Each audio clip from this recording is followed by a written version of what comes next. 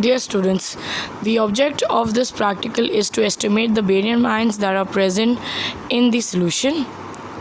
For this purpose, we are going to use a beaker. We need to pour 10 ml of barium solution in a measuring flask. The ratio needs to be very correct. For that, you need to make sure that the lower meniscus of this solution touches the 10 ml bar that is on your measuring cylinders.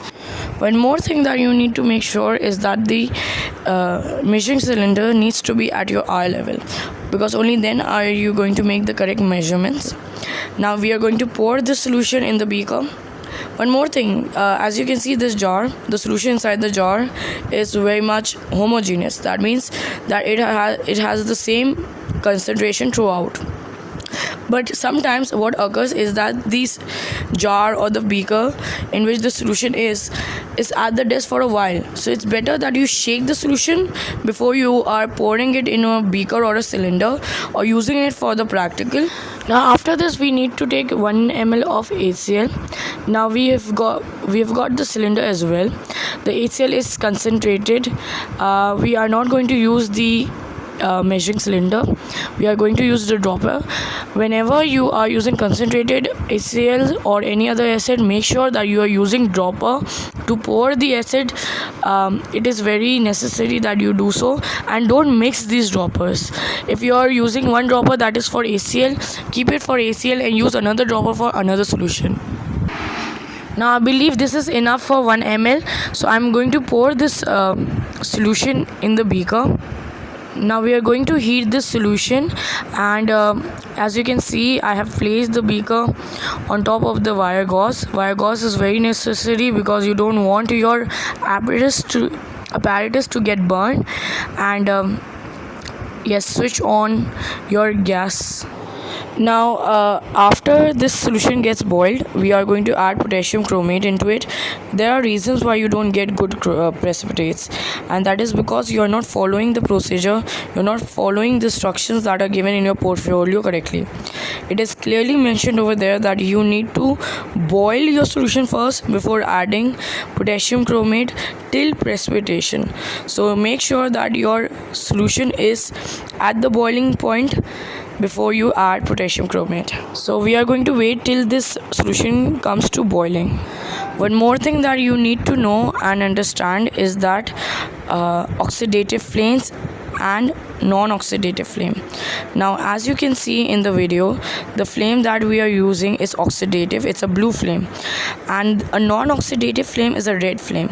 So make sure that the flame that you're working with is an oxidative flame. Now if you get red flame, there is a switch at the bottom of the burner that you can see. You just need to fix this switch for your flame and you will get your oxidative flame. Alright.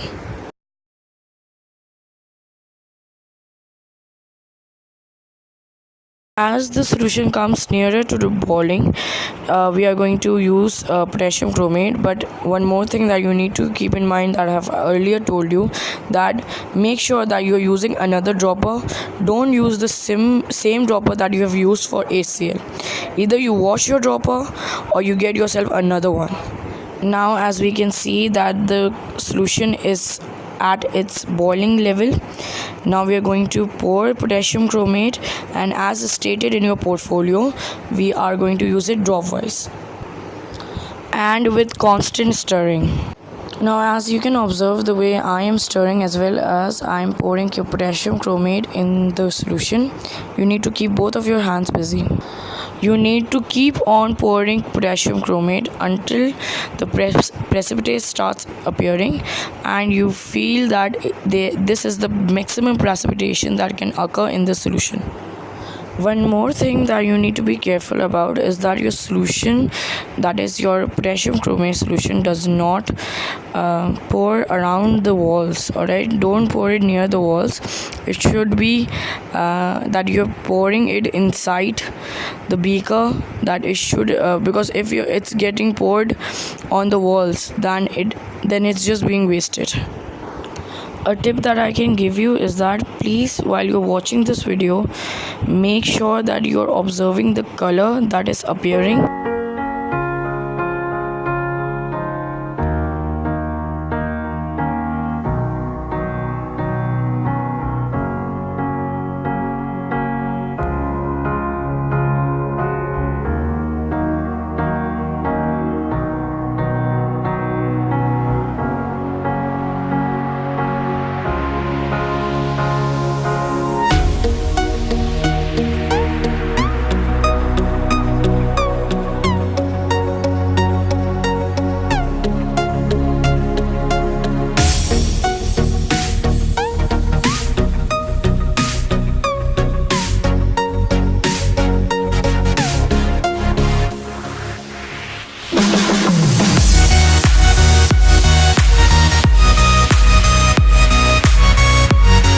the point where we started getting our white precipitates at the bottom of the beaker. Now it's given in your portfolio that to make sure that you have got maximum precipitation, you need to add potassium chromate solution just to make sure that you have got maximum precipitates.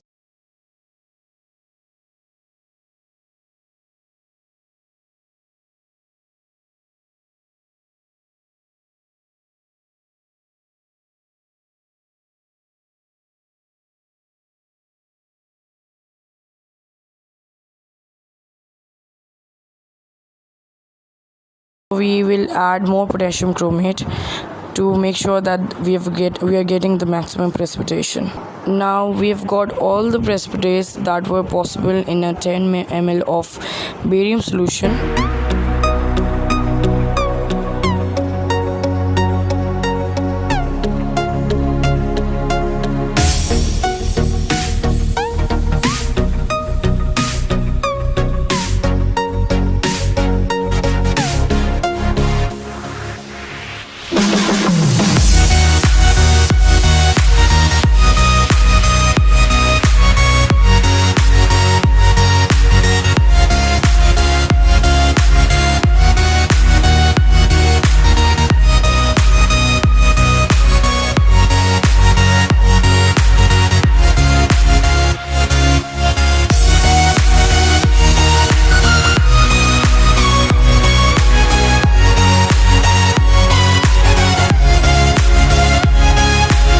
Now we will not be adding more potassium chromate, and it's time for filtration.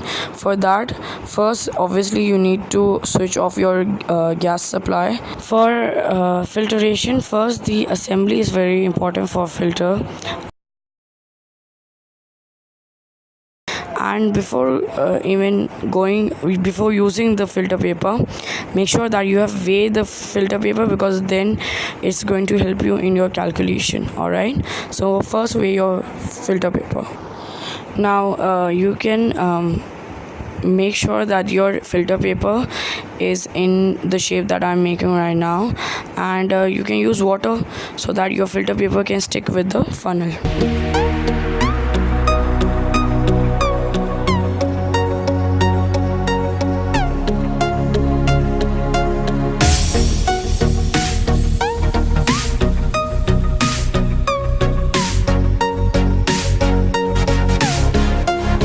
Now with the help of the tongue, I have carried my beaker, and to cool it off I've put it down, and later onwards I'm using the beaker. Now it has cooled off, and I'm pouring the solution through the filter paper. When you have poured all the solution, make sure that you wash this beaker, because there is a chance that the precipitate might be stick to the walls. So washing is also necessary, but then you can just discard the solutions and the washing. What's important is the filter paper right now, because filter paper contains your precipitate. This is your insoluble barium chromate. So I am doing the washing here. Use your washing, pour the washing in through the filter paper and collect it in the beaker. But like I said, washing and the solution is all discarded. What's important is the filter paper. So after this, your experiment is over. You take out your filter paper, then you take it to the oven. You place it in the oven for 5 minutes, or as Sir Ahmed instructs you for the time that is required for the oven. After taking it out of the oven, you weigh it again and you do your calculation. For that, you need to subtract the weight of the filter paper that you have earlier measured with the weight of the filter paper plus the precipitate that you will measure after you have taken out your filter paper from the oven, and minus that, and then do the rest of the calculation. Thank you, beta.